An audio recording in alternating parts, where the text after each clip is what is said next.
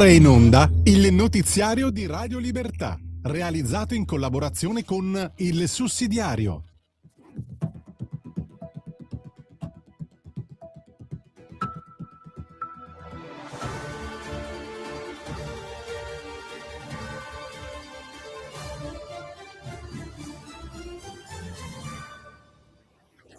Buongiorno e benvenuti al TG di Radio Libertà in collaborazione con il Sussidiario.tv. È martedì 26 maggio 2026. Le elezioni comunali premiano il centrodestra. Venezia e Reggio Calabria con Venturini e Cannizzaro vincitori. Il codice Salvini mostra i primi effetti, oltre 100 vite risparmiate nel 2025. Trump colpisce obiettivi iraniani a Hormuz, ma tiene aperto il tavolo diplomatico. In Parlamento avanzano autonomia, piano casa e rimpatri. Restate con noi. Elezioni comunali. Venezia gela il PD. Venturini e Cannizzaro, centrodestra al top. Il campo largo cercava la spallata. Ha trovato Venezia e Reggio Calabria. Le comunali consegnano al centrodestra due risultati pesanti.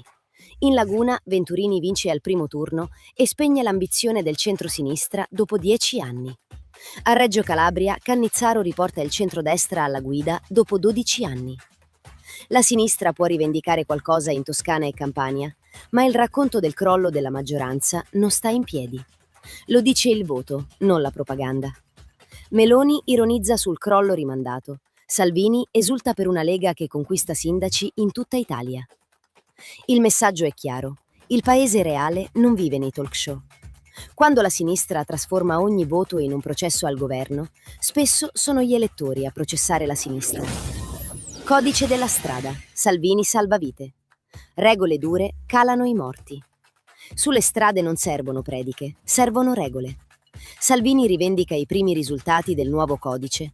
Nel 2025 sarebbero state salvate oltre 100 vite rispetto all'anno precedente.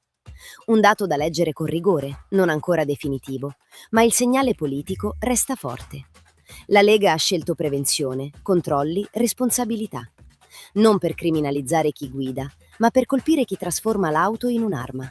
Alcol, droga, telefonino, fuga dopo l'incidente. Salvini richiama il caso del pirata positivo ad alcol e cocaina che ha travolto 2 sorelle, uccidendone una, ed è finito ai domiciliari.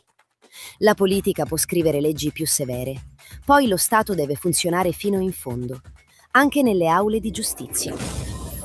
Iran, Trump non arretra. Hormuz, raid e trattativa.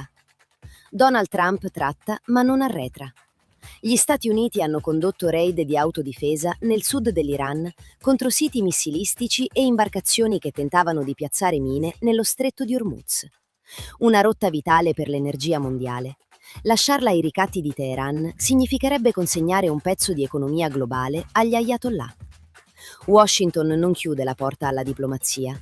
Rubio lascia aperta la trattativa, ma da una posizione precisa. L'accordo si fa solo se è serio, verificabile e utile alla sicurezza occidentale.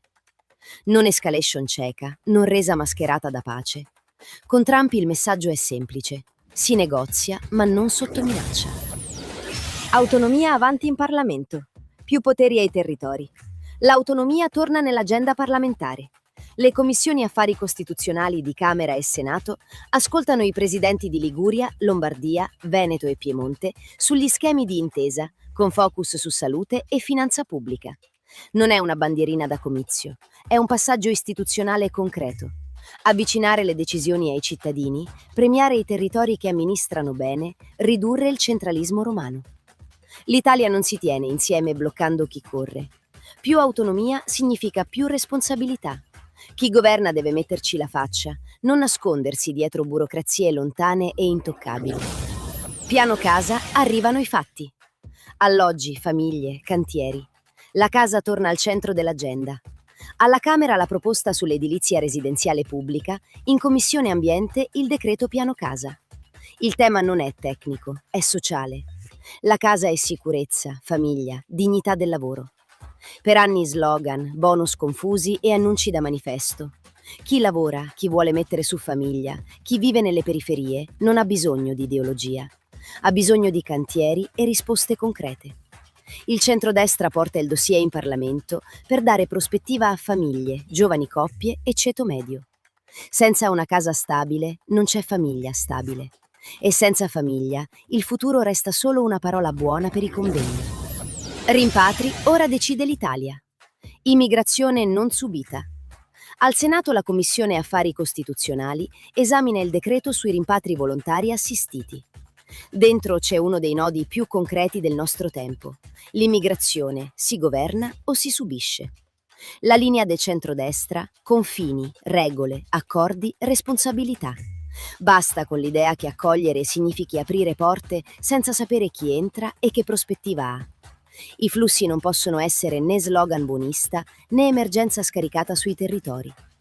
Chi ha diritto resta, chi non ha titolo rientra con procedure ordinate. Non è disumanità, è serietà. Uno Stato che non fa rispettare le proprie regole smette di proteggere tutti. Radio Libertà, in collaborazione con il sussidiario.tv, presenta gli approfondimenti di oggi. Perché Venezia ha bocciato la sinistra? Il PD paga l'immigrazione. Venezia non è solo una vittoria amministrativa, è un segnale politico nazionale. La sinistra voleva leggere queste comunali come prova generale contro Meloni e Salvini. Nelle città simbolo l'onda antigoverno si è fermata. Paolo Torricella, sul sussidiario.net, racconta la sconfitta vista da sinistra. Il PD tiene dove ha candidati forti, ma a Venezia scopre che l'immigrazione non è un laboratorio ideologico. È un tema concreto: sicurezza, integrazione, identità dei quartieri. Torricella scrive che il PD teme di aver perso proprio sulla questione più complicata del paese. La pancia profonda degli italiani vive il timore di perdere identità e autonomia. Non sono estremisti. Chiedono che l'immigrazione non sia imposta come dogma. Venezia ha mandato un messaggio semplice. Il centrodestra l'ha saputa ascoltare. Non siamo algoritmi. La dignità viene prima. L'intelligenza artificiale non è solo una questione tecnica. È una questione di uomo, libertà, potere. Con la prima enciclica Magnifica Humanitas, Leone XIV entra nella rivoluzione digitale e ricorda una verità decisiva: la persona non è una macchina da ottimizzare. Federico Picchetto, sul sussidiario.net, legge il testo con una chiave forte: la fragilità umana non è un difetto, è parte della nostra grandezza. L'uomo non è sempre efficiente né misurabile, è limite, desiderio, creatività, responsabilità. La tecnologia non è neutra. L'intelligenza artificiale, lasciata ai giganti del digitale, rischia di proporre un modello di persona performante e adattabile. Ma l'uomo vale anche quando sbaglia, quando è fragile, quando non produce. Come sintetizza Picchetto, noi non siamo un algoritmo, ma un desiderio. Prima dell'algoritmo vengono la persona, la famiglia, la libertà. Prima dell'efficienza viene la dignità. E con questo si conclude per oggi il TG di Radio Libertà in collaborazione con il sussidiario.tv. Appuntamento rinnovato domani, sempre sulle frequenze di Radio Libertà.